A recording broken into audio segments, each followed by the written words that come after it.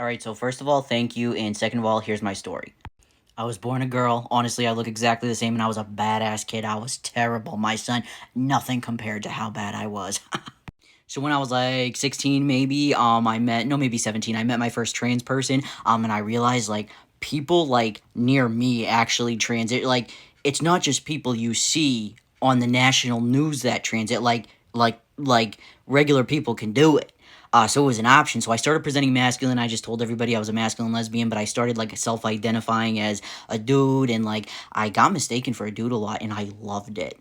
But you know what I mean? I believe in the Sky Daddy, and unfortunately, that has wreaked havoc on my life. I still believe in everything, but religion has wreaked havoc on my life.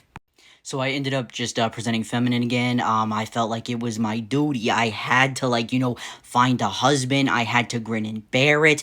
I didn't like being with cis men. I felt like it was like being with an uncoordinated bulldozer, but I felt like it's just what I had to do. As a woman, I was born a woman. I have to play this role. I got to do it. I gotta.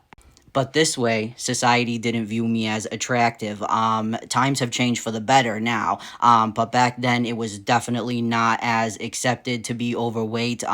And so I started doing my own little social experiments, and I found exactly like what weight was most attractive to most men, what hairstyle, stuff like that, a general consensus, because I didn't know how to be a woman, or is there a certain way? I don't know, but I didn't know what the fuck I was doing. I felt so out of place. Um, and yeah, that was the result. And who would have thought that obsessing over, like, numbers, weights, and everything would have given me an eating disorder? Who would have put two and two together? It was pretty obvious. But here I was. I ended up getting a really bad eating disorder.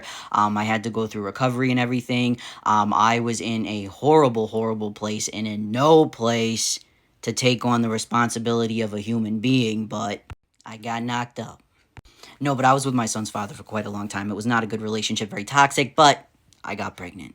And even after my son was born, I tried really hard. I tried really hard. I left my son's father. I tried to, like, live as traditional of a life as possible. And I just couldn't do it. The dysphoria was so bad. I was sick to my stomach every morning. I'm still in therapy. But nothing worked.